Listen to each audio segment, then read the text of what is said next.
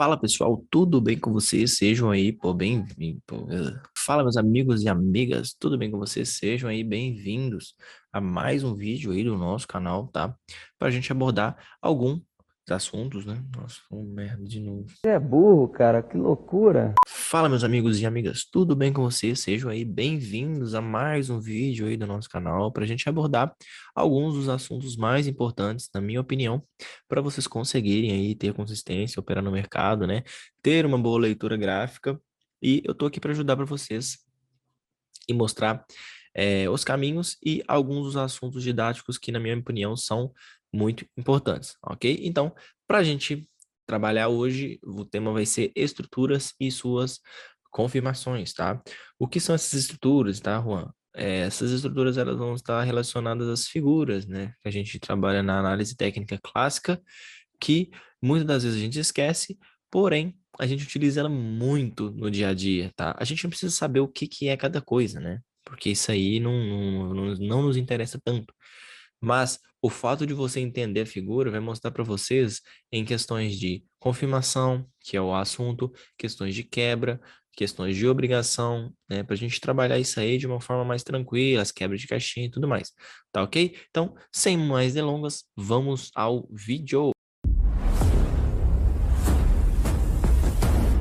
Bom, pessoal, antes da gente prosseguir, tá? Queria mostrar para vocês uma coisa muito legal que está acontecendo com o canal, que é, tecnicamente, os nossos quase 1.000 inscritos, tá? A gente está quase alcançando a marca de 1.000 inscritos no canal, tá? Tô feliz? Tô demais, tá? Mas vocês podem me deixar mais feliz ainda se vocês clicarem naquele botãozinho do se inscrever, tá? Não custa nada. Utilize esse tempo do vídeo para clicar lá para mim, porque você vai me ajudar muito, tá? Demais, tá? E é a contribuição que você me dá através dos vídeos que a gente posta, através das ajudas que a gente tem dado. Então, se inscreva nesse vídeo e também se inscreva, na verdade, no canal, né? E deixa o like nesse vídeo, tá ok? Para você contribuir com a gente. Então, bora pro conteúdo. Então, vamos lá, pessoal. Estruturas e suas confirmações, tá? Vamos ver o que que a gente pode falar sobre isso daí. Primeira figura gráfica, a figura mais tradicional que a gente tem, tá? Na análise técnica, no price action, em tudo que você for pesquisar sobre gráfico, é o nosso querido pivô de alta e o pivô de baixa. Então, o que que você quer me falar sobre esse assunto aí? Eu quero falar para vocês o seguinte, tá bom? Que quando a gente se trata de um pivô de alta, a gente sempre vai ter uma marcação de uma máxima, uma mínima e uma retração, que na nossa análise, né, no nosso operacional, a gente utiliza o 50%. Então, vocês percebem que através da metade dessa perna a gente tem um 50% definido, na verdade. Então, se a gente tem um 50% definido, quer dizer que a gente fez uma perna mais alta, né, que a anterior, ou seja, uma perna, duas pernas.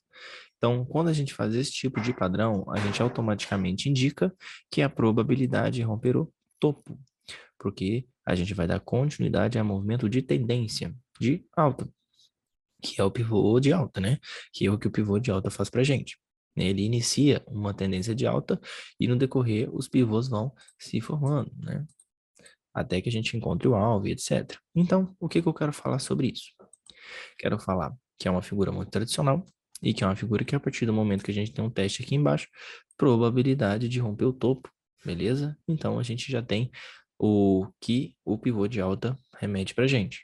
E o pivô de baixa, ó, é a mesma coisa, né? O sentido dele que vai ser vendedor, né? Mesma coisa. Uma máxima, uma mínima e uma região de retração que ela vai dar onde? 50% desta pernada, certo?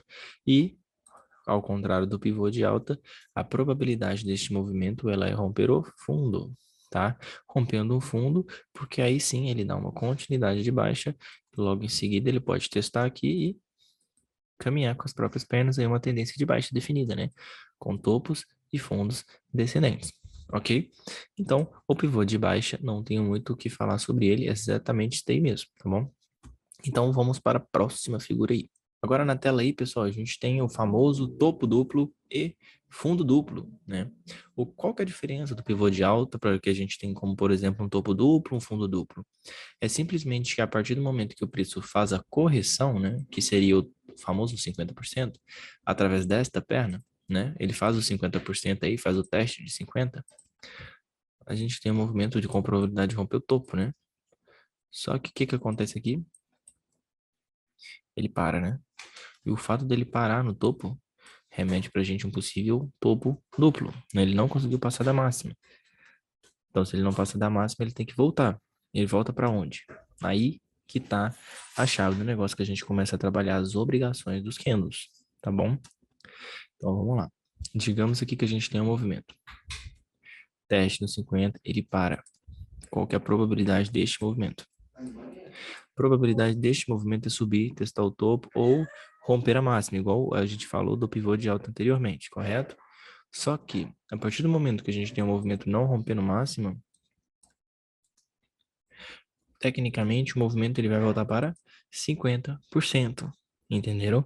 Então, o que que vai estar caracterizado com esse 50%? Tá? Ele provavelmente, na grande maioria das vezes, vai ter isso aqui, ó. Um rompimento, tá? Porque aí, querendo ou não, o que que vai acontecer? Ele vai dar o alvo lá em cima, não vai conseguir passar, então o próximo vai vir até aqui, que é o primeiro alvo do topo duplo. Por quê? Porque o topo duplo ele não se confirmou. O topo duplo se confirma somente abaixo do ponto de suporte, porque se ele perde suporte, ele vem, confirma o movimento para depois cair para o fundo.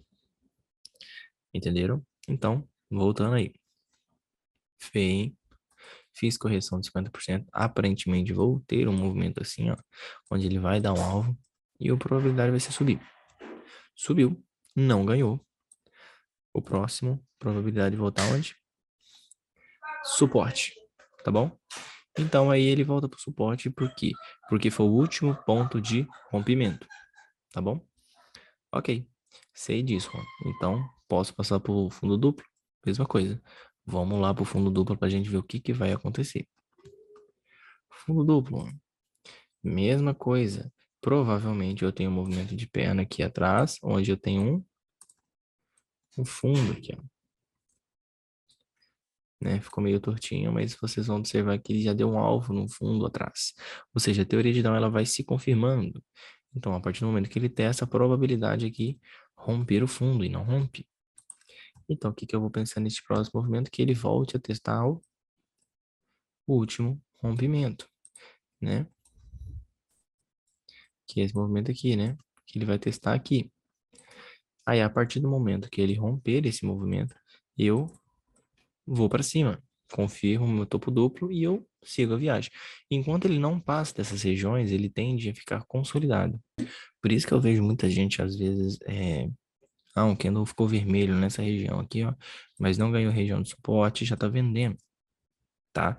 E tá errado. Por quê? Porque se você tá vendendo em cima de um ponto de suporte que não foi ganhado, quer dizer que esse 50% ainda pode estar valendo. Onde a probabilidade desse movimento aqui era cair e não cai, fecha acima. Então a probabilidade do próximo provavelmente vai ser testar o topo de novo, porque observe o que que formou aqui embaixo. Um fundo duplo. Ou seja, as figuras elas vão se intercalando e se ligando, né? Uma vai entrando dentro da outra, vai se formando e tudo mais entre pivôs, topos duplos, fundos duplos, e tudo isso aí a gente tem que estar observando no gráfico na hora de operar, beleza? Então, acho que sem mais delongas, vamos para a próxima aí. Então, agora vamos falar de um padrão muito conhecido aí pelo pessoal da análise técnica, da análise clássica, pessoal do price action, tá? A gente usa muito quando a gente quer falar sobre questões de quebra de caixinha, questões de negação, que é o ombro, cabeça ombro, tá?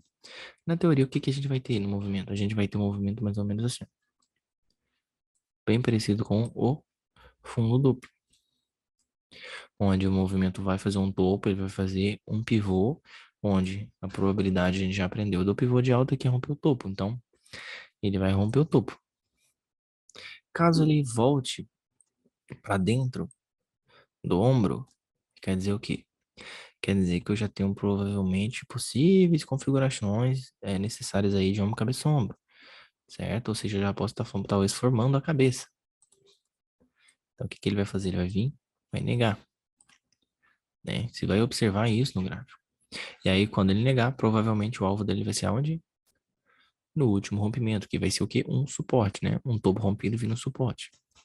Aí ele vai vir, vai testar o suporte, vai parar. Aí a pessoa vai falar, não, negou, né? Eu vou vender. Só que se você vender aqui, você ainda está errado. tá? Por quê? Porque ele ainda não ganhou a região de suporte. Pode ser que ele suba daqui, porque se você parar para pensar, você coloca uma máxima, uma mínima, um 50%. Ele ainda está acima dos 50%, fazendo um possível movimento de pivô. Olha só o pivô de alta aqui, ó. Ainda pode que romper o topo. Olha as figuras. Então, o que que esse ombrinho aqui significa? Ele significa que é uma confirmação. Então, o que que ele vai fazer? Vou apagar algumas figuras aqui para a gente redesenhar. Então, o que que ele vai fazer? Observe só. Ele vai vir e vai confirmar. Ele confirma duas coisas. Primeira, com 50% de baixa, entre essa máxima, essa mínima e 50%. Confirmação do topo que estava negado por esta perna, ele volta para retestar ele e confirma. E probabilidade de um começo de tendência de baixa. Aí eu falo para vocês, qual que é o primeiro alvo? O primeiro alvo vai ser a mínima desta pernada e o último rompimento. Por quê? Porque não ganhou. Da mesma forma que a gente tem um topo duplo fazendo esse movimento, né, que ele pode ficar consolidado, o ombro, cabeça, ombro é a mesma coisa. Só que a partir do momento que você vai fazer uma venda aqui, você vê o preço rompendo, isso daqui já possivelmente é uma confirmação, né? Porque aí sim, se ele para aqui em cima e testa para baixo, provavelmente você pode se proteger, porque provavelmente vai subir. Mas se ele rompe, provavelmente ele vem para fundo. Porque neste momento a gente faz o que está determinado ali pelas setinhas. A gente pega a cabeça e projeta para baixo como alvo, que vai dar no fundo, né? Basicamente. Porque tecnicamente esse rompimento era o rompimento que estava se balizando como 50% do movimento, né? O último rompimento. E a partir do momento que perdeu ele e confirmou, né? A gente vai e projeta o alvo, sendo ele praticamente o fundo, tá? E aqui é a mesma coisa, né? Esse aqui é o oco, né? Esse é o okoi. Mesma coisa. É como se a gente tivesse um movimento aqui, ó. Mesma coisa. E o padrão é o mesmo, né? Ele faz o pivô, probabilidade de romper fundo, rompe, nega. Ó, negou. Primeiro alvo, rompimento. Depois ele vem, confirma na negação e no 50% de baixo, alvo, porque não ganhou. Ganhou, confirma, pega, projeta. Tá bom? Então, é só isso, né? Sem mais delongas, o ombro, cabeça, ombro explicados aí para vocês. Então, vamos para a próxima figura. O movimento aí do retângulo de alta, o movimento do retângulo de baixo. Retângulos, eles vão ser praticamente parecidos com os fundos duplos, tá? Só que a diferença é que a gente tem vários, né? Vários fundos e vários topos consecutivos. No caso, é a mesma coisa. Aqui a gente tem uma perna maior, mas provavelmente tem uma coisinha aqui, ó. E aqui a gente tem uma mínima, uma máxima e um 50%. Então, o que que acontece? Ele vem, faz o pivô, não ganha alvo no fundo, não ganha alvo no topo, não ganha alvo no fundo, até que o momento quando você fizer a operação comprado a favor da tendência, você vai compra e vai com ele, beleza? E a mesma coisa do retângulo de baixo, porque ele vai trabalhar com topos e fundos consecutivos, né? Da mesma forma como se a gente tivesse aí um possível fundo, né? Como se fosse um fundinho aqui, né? Onde a gente trabalharia novamente mínima, máxima 50%, né? Onde ele vai, faz o pivô, respeita, tenta romper o topo, não consegue. Então ele volta pro ponto de rompimento, que seria onde? 50%. Tenta de novo até que vai chegar o momento que ele vai romper, tá? Então é isso que a gente trabalha. Não rompe o topo, volta pro 50%. Não rompe 50%, né? O fundinho e nem o último rompimento. Voltamos pro topo. E assim sucessivamente até que de alguma maneira ele rompa. Então, assim, de certo modo, é melhor a gente fazer o quê? Operar a favor de tendência, a ponto de que, se ele está consolidado, a gente priorize ainda assim venda, né? Porque se a gente está em um movimento baixista, né? Não é à toa que chama retângulo de baixa, a prioridade seriam operar vendas, né? Principalmente em pontos onde normalmente a gente quebra a caixinha, né? Nesses pontos. Aí quebra a caixinha, tecnicamente a gente já joga novamente pro alvo. Beleza? Então, sem mais delongas, o retângulo de baixa É isso aí, beleza? Vamos para a próxima figura. Agora, três figuras muito interessantes aí da análise técnica clássica, né? Das figuras, os price action da vida, né? Que são os triângulos, tá? Os triângulos são as figuras mais perigosas, tá? Porque eles simbolizam acumulações, tá? Acumulações tanto para jogar o preço para cima, para jogar o preço para baixo, né? Grandes, pequenas, né? Macros, micros, então elas aí se dividem em vários, né? Vários patamares. Nessa daqui, né, a gente tem uma lateralização, é um quê? Um triângulo descendente, tá? Por quê? Porque ele vai descendo os topinhos, né, até que rompe. Aqui a gente tem um ascendente, aqui a gente tem um simétrico. O simétrico ele acontece dos dois lados, tanto para cima, né, em pernas assim, ou perna de baixo para cima, ok? Vamos começar por esse aqui, que é o primeiro aqui da lista, tá? Eu quero que vocês observem uma coisa. Se vem de uma perna para cá e faz uns 50%, probabilidade o quê? Romper fundo. E o que que vai acontecer? Esse preço vai bater nesse fundo e não vai romper. E quando a gente fala que ele não rompe o movimento, quer dizer o quê? Que ele bate na mínima, dá um alvo na mínima, chega perto da mínima, violina a mínima e não passa, né? O fato dele não passar, ele já induz a gente a voltar ao movimento. Não é verdade? Então, para ele voltar esse movimento, a gente tem duas posições aí. Se ele ganha a região de 50%, ele pode subir até o topo, mas nem sempre ele vai buscar o topo. Por quê? Porque às vezes tem uma pontinha de gatilho aqui, ó, que provavelmente ele vai parar nesse topinho. E na grande maioria das vezes, ele não busca esse último gatilho, ele simplesmente para no 50%. Porque se ele para no 50%, provavelmente ele já deu alvo, e aí ele volta para mínima. Então, por isso que tem certos momentos que é necessário a gente fazer parciais em 50% por causa disso. Porque se você parar para perceber, os movimentos, principalmente aqui que não está tão simétrico, tá? Mas aqui provavelmente, ó, você vai observar que todos os movimentos eles vão fazendo pernas de 50%, onde as perninhas vão ficando cada vez menores, né? Dando 50, 50, 50, até que a gente rompe e faz a projeção, certo? Ou seja, a gente vai observando muito isso aí, porque o fato dele não ter ganhado aqui, ó, não quer dizer que ele não vai bater e cair.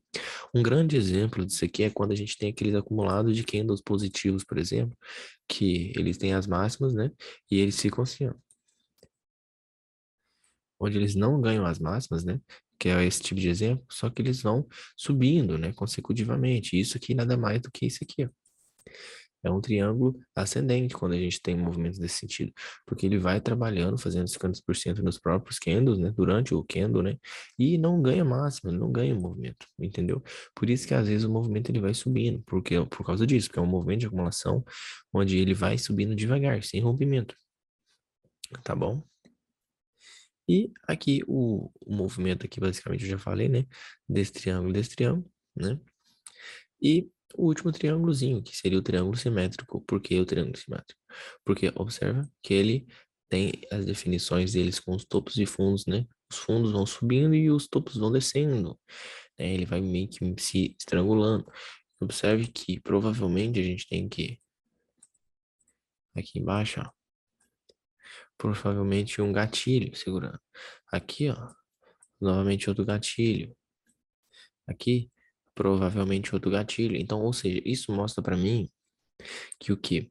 Que provavelmente todo movimento, quando ele busca um fundo, em triângulos assim, ele vai buscando gatilhos, que é o movimento mais fundo que a gente tem, para depois subir e sabe buscar o outro gatilho. E assim, sucessivamente. Esse triângulo ele pode ser formado assim também, ó.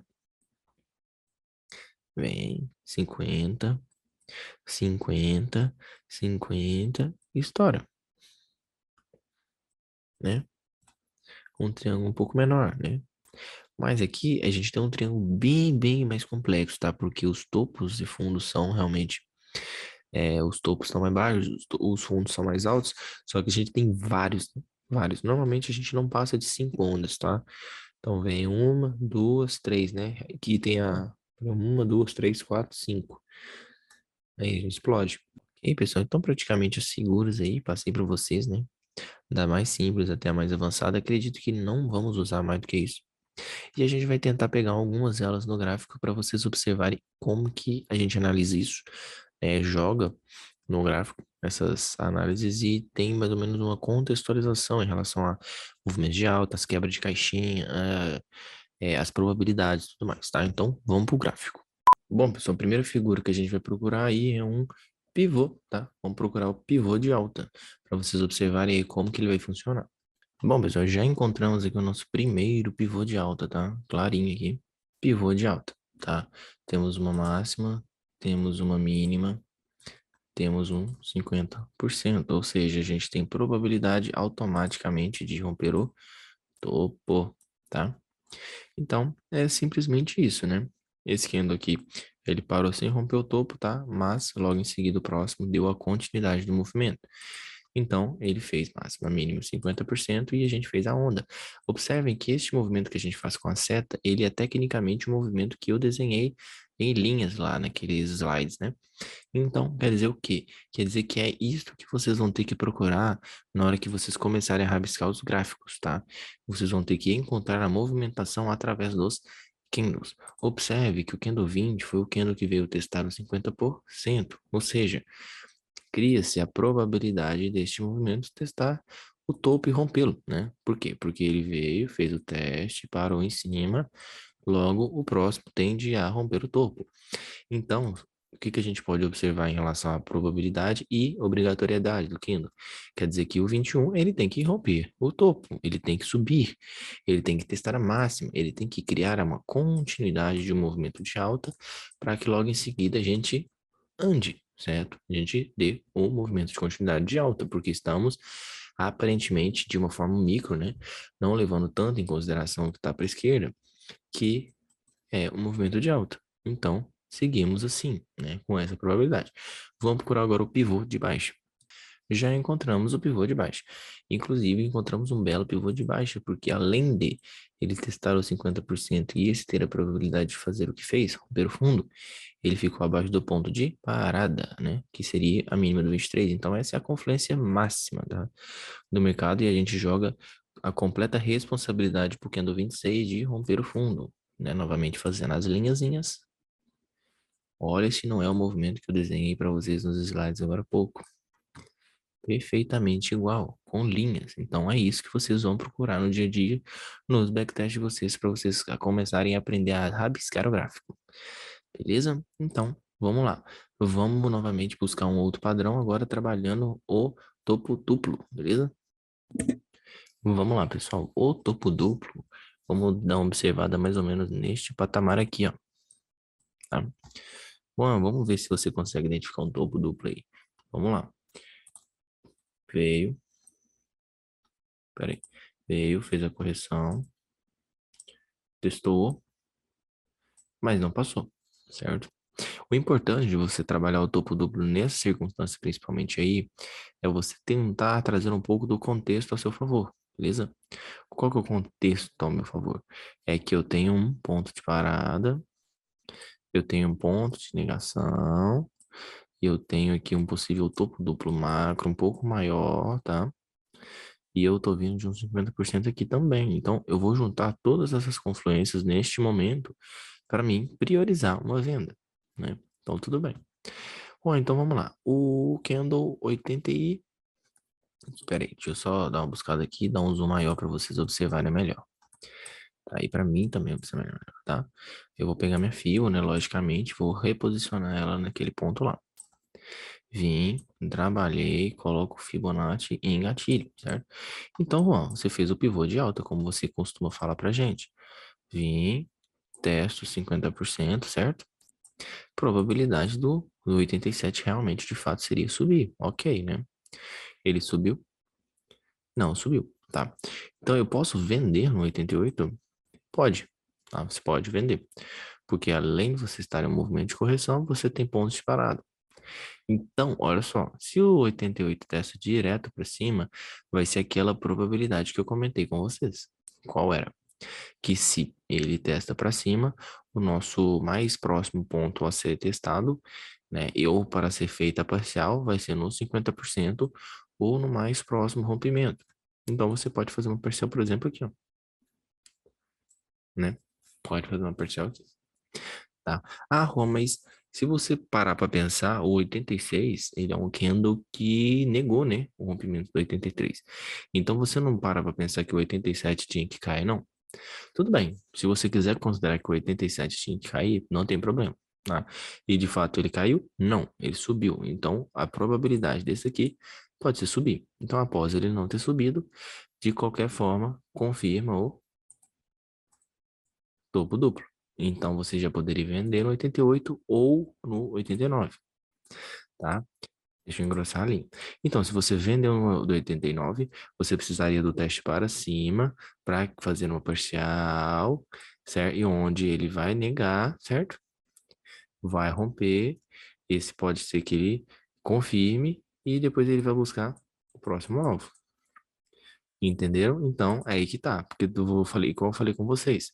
Se a gente tem um possível movimento de topo duplo, quando a gente confirma ele? Quando a gente passa para baixo do suporte, certo? Então, o que que ele fez? Ele fez a correção, trabalhou no topo duplo, esse candle abaixo do suporte. Esse candle testa para cima e permanece abaixo do suporte. Então, isso aqui é só cair, né? Primeiramente, buscar um novo ponto aqui, né? E depois buscar a mínima, porque ele rompeu, certo? Então, não teve nem conversa. Aí ele passou direto, beleza? Então, o resumo da ópera desse ponto foi esse. Show? Então, vamos pro próximo aí. Aqui, pessoal, no candle 41, 42, 43, 44, o que que a gente tem aí para observar? Mesma coisa, tá? Aqui, ó, vamos lá. Primeiramente, a gente tem uma FIBA aqui, bem prática. Nova máxima, nova mínima, novo 50%, né? Então, se a gente tem um 50% aqui, esse candle já tem uma predisposição a cair. Ficou abaixo, então, tudo que indica que o 42 vai cair, beleza? De fato, foi, né? Ah, Juan, mas para pensar, o 41 também negou, né? O rompimento. Mas ficou abaixo. Tudo bem. Então, existem ambas probabilidades que podem acontecer, mas neste caso você tem, de certo modo, que priorizar a venda. Primeiramente, por quê? Porque o contexto é aparentemente de baixa, o movimento foi negado, mas existem pullback através do ponto de parada e do próprio 50%. Então, você não pode, de certo modo, pensar, tá, que o mercado ele vai subir só porque ele fez um dos pontos, né? Por exemplo, uma negação e os demais questões ele não fez, né? Então, você tem que priorizar tudo no seu trade e caso as confluências não estejam batendo, você fica de fora, tá?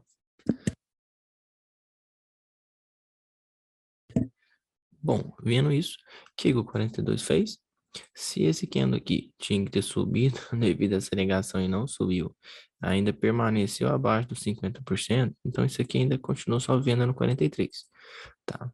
43 não ganhou mínima, né? Não ganhou a mínima do 41, que é a mínima do movimento, observem. Ah, pá.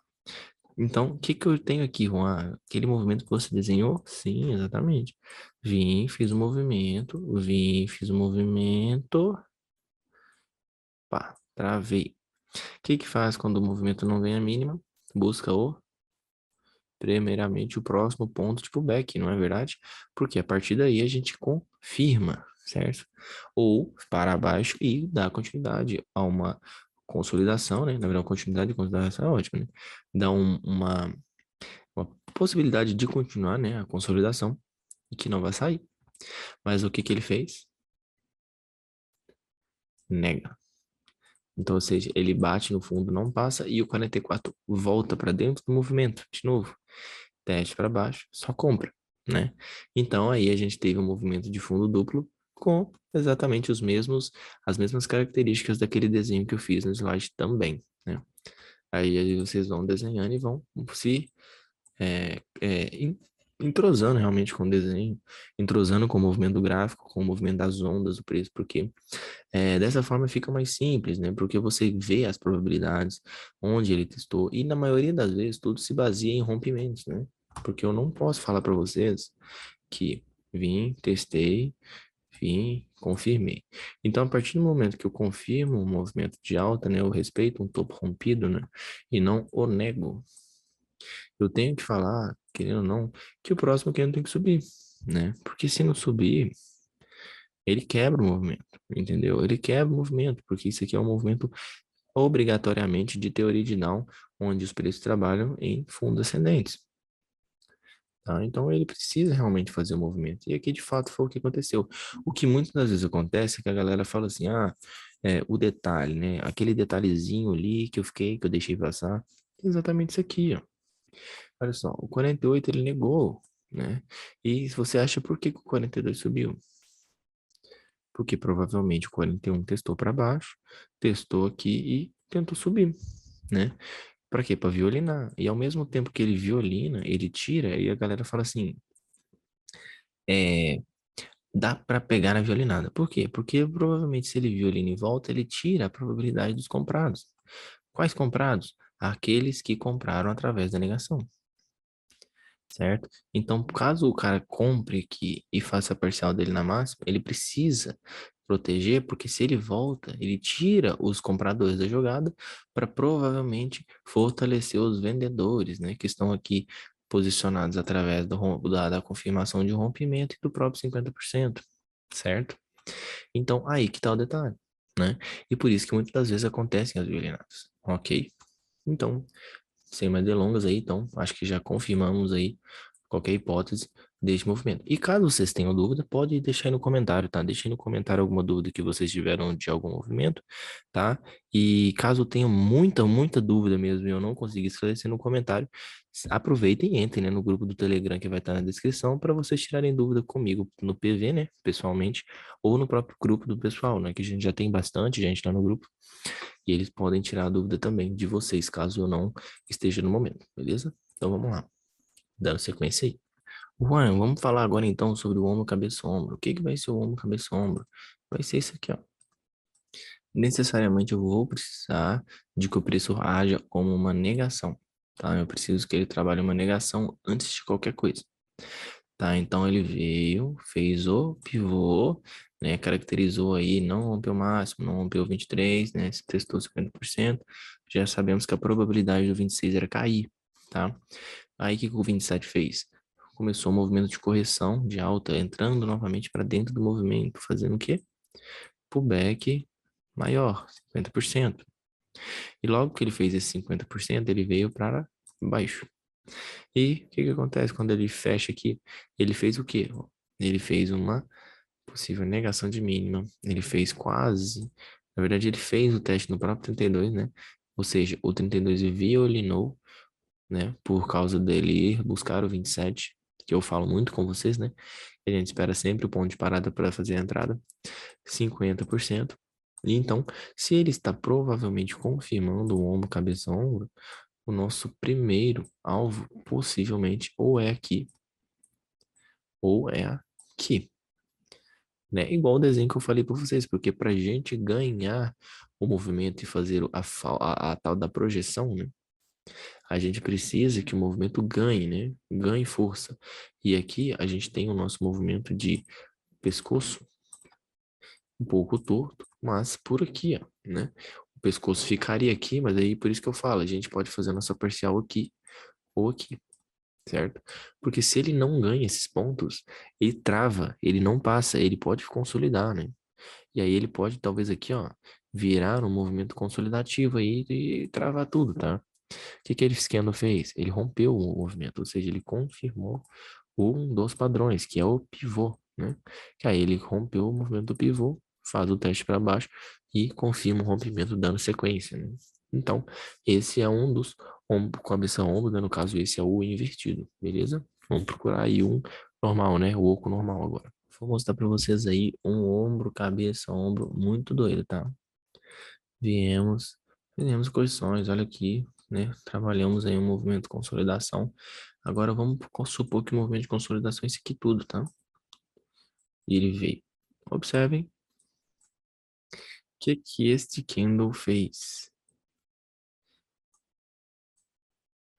Esse próprio candle 61, ele é um movimento onde a gente já tem aí o pullback. Mas como é que você sabe disso, mano? Porque se eu coloco uma Fibo, eu vejo que o 61 está relativamente abaixo dos 50%. Então, automaticamente, perdão, deixa eu recolocar aqui. Deixa eu recolocar e refazer, né? Então, ele tá fazendo um movimento aqui, ó, pessoal, ó, de 50%. Então, este movimento aqui, ó, já é para baixo. Para quê? Para romper fundo, né? Ele precisa vir para cá. Então, eu já faço minha persião, me protejo e deixo rolar, né? Novamente, aí é um padrão que a gente desenhou lá atrás nos slides e está se referindo novamente a ele. Só que é um pouco diferente, logicamente, por quê? Porque você observa que o movimento ele aconteceu no próprio pavio, né? O próprio pullback está no próprio pavio. E aí que tá a arte de vocês conseguirem fazer os seus desenhos, né? Por quê? Porque é muito necessário você identificar que ele veio, fez um movimento e o próximo, né? Gol. Então vem, ele já faz o movimento e cai, certo? Então é praticamente isso daí, beleza? Vamos para o próximo movimento aí. Bom, pessoal, exemplos de retângulos, tá? Exemplo de retângulo, vou dar aqui mais ou menos uma deixa para vocês também, né? É mais ou menos isso aqui, ó. Que ele vem, fez o movimento, trabalha, né? Tenta aqui, não ganha para baixo, não ganha para cima, né? Aqui a gente fez um breve, né? Um breve consolidação, tá vendo? Só que aqui a diferença foi que ele ganhou, né? Ele ganhou para cima, armou o pivô. E você observe que aqui a gente está trabalhando uma consolidação, mas aqui é uma consolidação um pouco diferente, que é essa aqui, ó. Que eu vou falar para vocês daqui a pouquinho, beleza? Então, mais um exemplo aí de um retângulo, que normalmente são as consolidações. Você vai ver muitos dos retângulos quando o preço costuma andar de lado. Por exemplo, aqui, ó. Tá vendo? Ele não ganha, não ganha, não ganha máxima, não ganha de novo mínima, bate na máxima. Tá vendo? Então, praticamente, os retângulos eles vão trabalhar dessa maneira. Olha que tamanho de retângulo, né? Olha aqui também, vamos observar aqui mais alguns. É, aqui a gente também tem, né? Então, são movimentos de consolidação. Quando a gente tem, às vezes, um range estreito, ele pode acontecer em ranges maiores, né? Por exemplo, esse range aqui é um retângulo. Ele faz o movimento da pernada dele, né? Depois daqui até aqui, ó, é literalmente um retângulo, né? Bate para cima, bate para baixo, bate para cima, bate embaixo, né? Então, a gente trabalha num retângulo, né?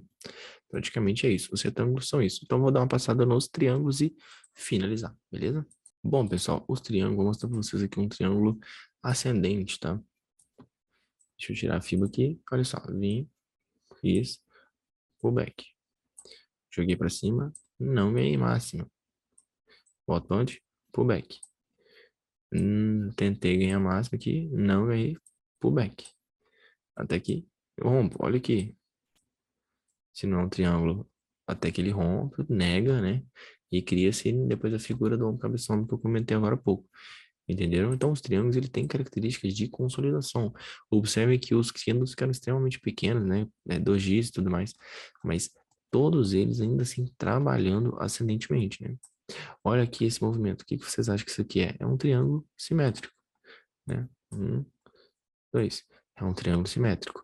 Você vê isso claramente no gráfico de 1 minuto, por exemplo, porque no gráfico de 1 minuto as pernas ficam maiores. Você identifica isso aí com uma clareza assim, absurda, tá? Então, vim, testei 50, testei micro 50, tá?